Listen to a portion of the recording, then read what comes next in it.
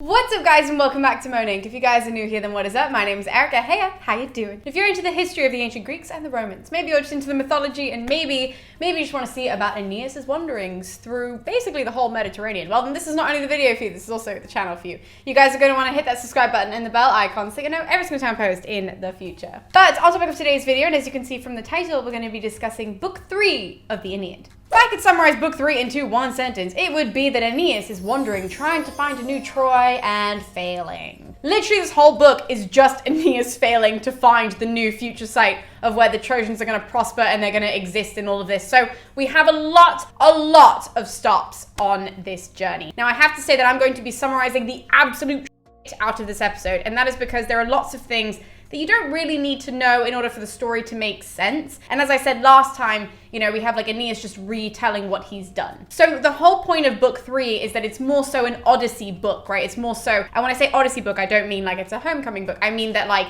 the Odyssey in regards to how the Odyssey was like a giant journey of Odysseus trying to get back home. So there's a lot of stops, there's a lot of places, there's a lot of names, and I am going to be summarizing. So if you need this for school, if you need, you know, any of this detail for an exam, you will just have to go and read it. Because if I sit here, you guys, if I sit here and I do every single stop, we will be here for hours and hours and hours. So with that being said, just please keep that in mind and let's just roll into the video. Where I left you in the last book, Aeneas had just explained how Troy fell to Dido and to all of the Phoenicians who now live in North Africa. So he told this whole story, he went through all of that, and at the end of the book, the Trojans were being led, the surviving Trojans obviously, were being led by Aeneas to found another site for Troy and for them to prosper and for them to live. So this book opens with them walking. They go on this very long walk and they don't walk too far from Troy initially. So the first stop is a little bit further from Troy. It's sort of on the other side of Mount Ida where they get to. And the reason why Aeneas clarifies to Dido and to his audience of why they thought to go there first is because the people there were very similar to the Trojans.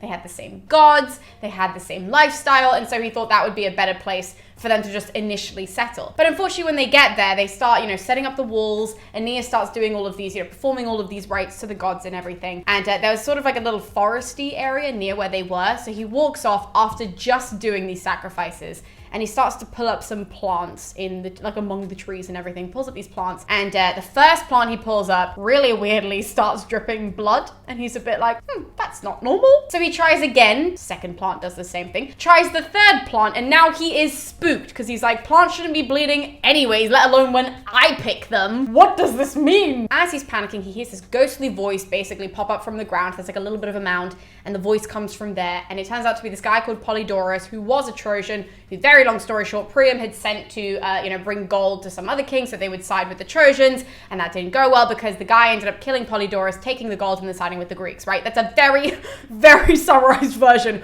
of the story of what the ghost of Polydorus tells to Aeneas. Aeneas is panicked by this, and he runs back to the other Trojans that he's brought, tells the story. They all say, yep, so this is definitely cursed land, but what we should do is probably bury Polydorus again, give him like correct burial rites, and then we'll just move on. So they do exactly that, right? So they rebury the guy, they give him all of these rites, and they get back in the boat and they start sailing. The second stop that they make is to the island of Delos. Now during this time, Delos it actually has a king, people live there. Nowadays it's just like a site that you can go and visit. It's near Mykonos, right? So they go to that island, and that is a sacred island to Apollo, which Aeneas tells his audience as well. He says, just in case you didn't know, this is the island that was originally moving, which housed Apollo's mother when she was pregnant with the twins, him and Artemis, and then when she gave birth, Apollo then rooted it to the ground, so it's now like a proper site, it's a proper island, right, where people can go. So they pop up there, and they meet the king, and the king recognizes Anchises from way back when, and so he basically accepts them into the palace with open arms and lets them stay. While Aeneas is there, he takes a moment to actually speak to the god. He speaks to Apollo, and he asks what they're supposed to do and where they're supposed to go. And Apollo comes back to him, and Apollo, you know, in like his little divine voice, comes to Aeneas in his sleep and all of this, and he says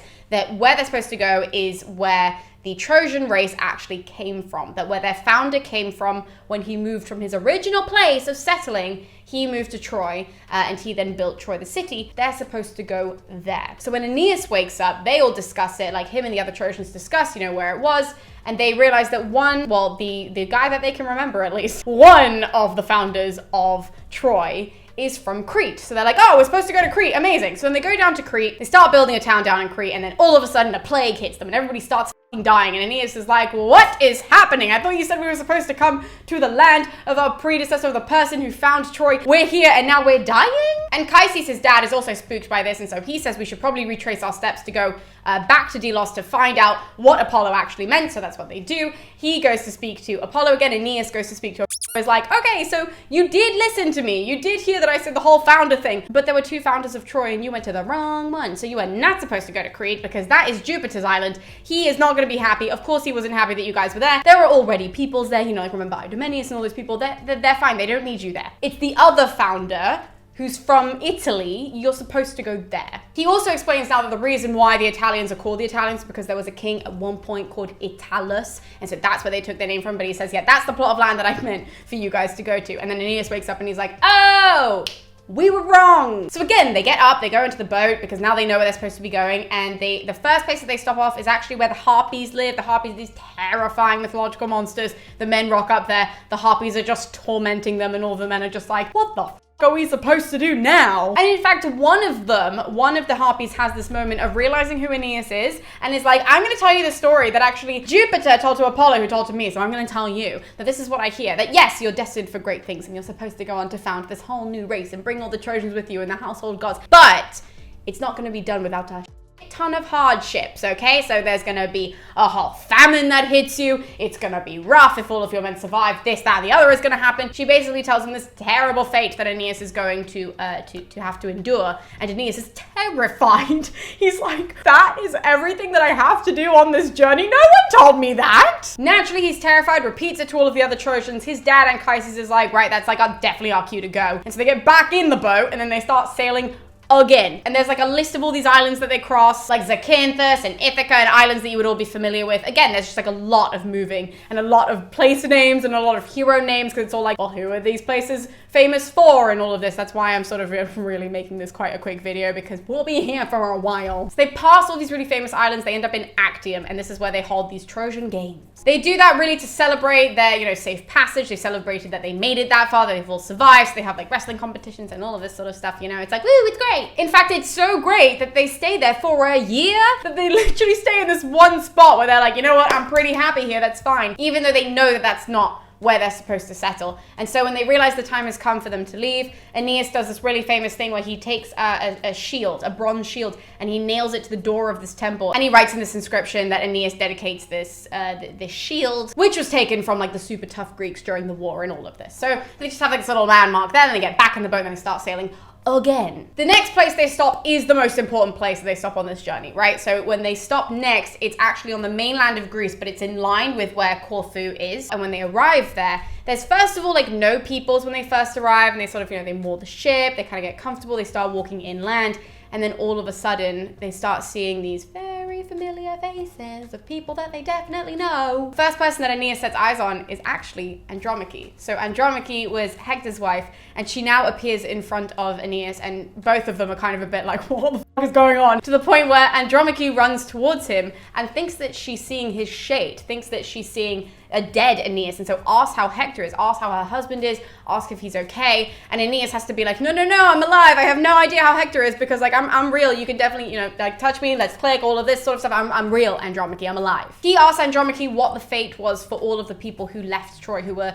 still alive, all the Trojans, and what happened when they left. And she was actually taken by Pyrrhus, who is Achilles' son. She was taken by him as a war prize. So he asked, you know, are you still married to Pyrrhus? Like what exactly happened with all of that? Are you guys safe? Very long story short, Andromache tells us in detail what happened to a lot of the Trojans. And she said that she, yes, was taken by Pyrrhus back to Greece, which is where they are now, but not everybody made it out, basically. That a number of them were killed. She was lucky enough to be taken and to survive all of this. So she's taken to the house of Pyrrhus, to where he then grew up and where he ends up being king of after Achilles dies. And when she arrives there, he also took a wife of Hermione. Hermione is Helen's daughter. So he takes her as his wife, and apparently she was promised to somebody else. She was promised to Orestes. And so when Orestes hears that Pyrrhus has taken Hermione, he's a bit like, well, what the f? And so he gets super mad, comes down, and he kills Pyrrhus by slaughtering him on an altar like an animal. Shocking, I know, but that's the end of Pyrrhus, right? So he dies there and then Orestes takes Hermione to be his wife, which, like, I wonder how you feel if you're that girl. But anyways, because of that, the plot of land that they were on, because it was mostly just slaves or whatever, it ends up being left to Helenus, who was another Trojan, and he is actually one of the sons of Priam. He's the brother of Cassandra. So he is also some kind of like a seer prophet person. So it was left to him, and now they're all trying to like rebuild Troy there in this little teeny tiny patch of Greece. She then asks what happened to him. Aeneas catches her up on the whole journey because, you know, she's like, well, what happened to your dad? What happened to all of these people? He catches her up with all of that, and then he wants to go and speak to Helenus to figure out what exactly they are in store for after they leave this plot of land, because he knows that they're not supposed to settle there because they have to go again to where the founders of Troy came from, which he knows is on the other side of Italy. So he wants to go and talk to Helenus, and Helenus has a moment where he hears Aeneas and he goes, great, makes a couple of sacrifices, and then he's like, okay, let me tell you what you're in store for. Now, I would like to clarify that Helenus tells us a lot, okay? Helenus tells us a lot of details in this scene. It's actually fantastic for Aeneas because there is nothing, and there's one thing actually, but there's nothing aside from that one thing that's going to shock Aeneas for the rest of the time. And just so that you can see how long it is, I brought the original notes I make. So the way that I do these videos is that I'll make a large summary and then I'll summarize until I kind of get everything down to about a sentence that I can just speak on camera. But I had to show you my original summary of how long everything that Helenus says is, because there's no way that I can repeat it on camera. Because, okay, so it goes from here all the way down here. Hold on. All the way down to here. This is all Helenus. This whole speech from over the side. One guy saying details in every single line. That I was looking at this before I was supposed to film. I was looking at my actual like summarized notes, and then I was like, what did Helenus actually say? And then I looked at this whole thing and I was like, holy shit. Helenus says a lot. The general gist of it is that he tells Aeneas sort of what he has to endure along the way to Italy. So he tells him of all of these like different monsters, these things that we're familiar with from the Odyssey, where he warns him of like Scylla and Charybdis, and he warns him of like the Cyclopses and all of this. So he goes through all of that, being like, you're going to endure this. This is how you're going to defeat them. He also tells him that the best route for him would be to go from where they are, to not stop on the side of Italy that's actually closest to them. He's like, there are lots of hostile Greeks there, so like, don't stop there. But instead, keep sailing, go past the island of Circe, go past Aea, go to the entrance of the underworld, and then to continue on to where you're founding the new site of Troy, right? So he says that's the route you should take, and when you get to this plot of land, do not stop and build the city until you see a pig, like a sow, and she's going to have like all of these little piglets who are like suckling on her and like all of this, and that is the sign of the plot of land that you're supposed to start building on. He says, don't start building until you see the pigs. That was incredibly summarized, as you saw from how long the speech is. It's just more in detail about that, but basically that's the general gist.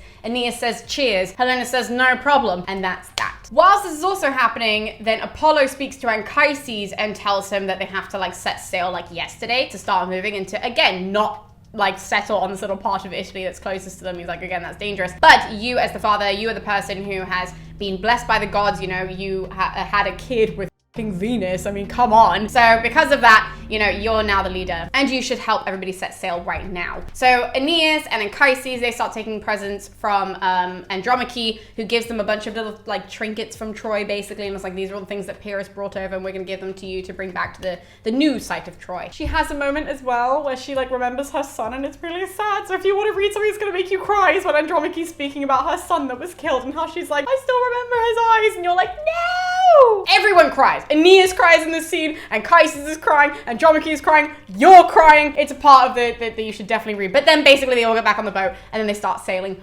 yet again. As they're in the boat, they sail for a bunch of days and a bunch of nights, and when they're sailing, there's a moment where Anchises sees Italy in the distance, and he has this moment where he goes, Italy! Very long story short, boat ends up even on the bank of Sicily. It ends up on the coast of Sicily. Now this is when the men get really scared. Sicily is noted as, because of Mount Etna, it is like trembling and it has lots of murmurs, and so the men are quite scared, and they dock the boat and they get onto land, but they take refuge in the foresty area because they don't want to be out on the coast, because they know that the Cyclopses live on this island, right? So they end up there, they're terrified, and when the morning comes around, they start to move back towards the ships, and they come across this rando Greek man who's like begging with them not to leave them there. This man is shaking with fear. Obviously the Trojans are like, well, who the f*** are you, and how the f*** did you get here? Turns out he's one of Ulysses' men. I was going to say Odysseus because in the Odyssey, obviously Odysseus, in this he's Ulysses. But he's one of Ulysses' men because when they went to the island of the Cyclopses, he was left behind on the island. So he's like, I've been here since then. I've been here for a hot second. Please, can you take me off the island and bring me home? The Trojan men were listening to him, and as they do this, they actually see Polyphemus pop up from like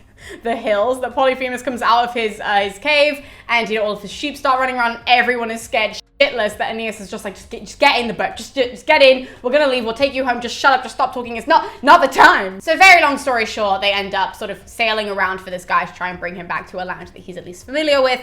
And whilst they're sort of dotting about, they end up in the land of, I made a note of where this place, Drepanum. I probably just butchered that, but they end up here, and this is a very important stop for Aeneas because this is the stop where he loses his dad, that Anchises sadly dies at this spot, not tragically or anything like that. I mean, tragically in the sense that like he's Aeneas' dad, but I mean like he's not killed or nothing like that, he just dies. And this is the only thing, it's the only part of his journey that no one has warned Aeneas about. And so it really hits him. And when he's telling the Phoenicians, when he's telling Dido in North Africa this story, he says, this is the only part that no one told me was gonna happen. And it hit me really hard, that I wish I had been prepared for it because it was really hard. It was a really hard part of the journey that if I had had time to be prepared for it, then maybe I would have been more well equipped to handle it. And so because of that, they then set sail again and they end up coming around to Dido. And that is how exactly Aeneas went there. But I just want to point out that even like when you read this, there are so many moments where like Helenus had told Aeneas like how to handle all of the monsters, where he was just like, this is how you handle Scylla and Charybdis. But on the way back, he's just like,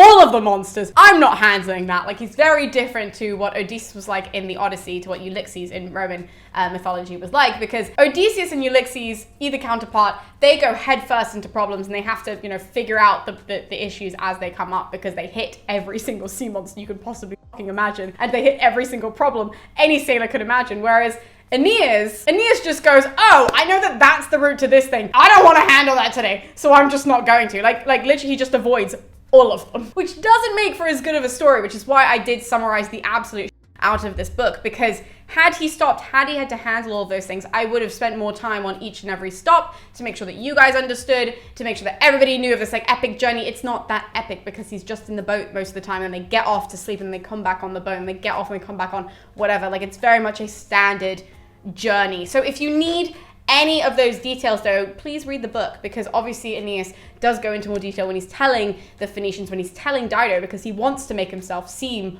almost like an Odysseus, almost like a Ulysses, right? He wants to be this like great traditional hero, even though he fucking avoided all the problems. And yeah. So that is an insane summary of book 3 of the Aeneid. I know that I didn't do that a lot of justice. I gave you guys the very basic outline of what happens, but I hope you guys enjoyed it. This is a little bit of a shorter video, thank God. But yeah, so next book we'll be picking up in real time with Dido and with the tragedy that happens with our queen of the New Phoenicians in North Africa. So with that being said, I'll see you guys next time with a very sad episode here on Moaning. So I'll see you then.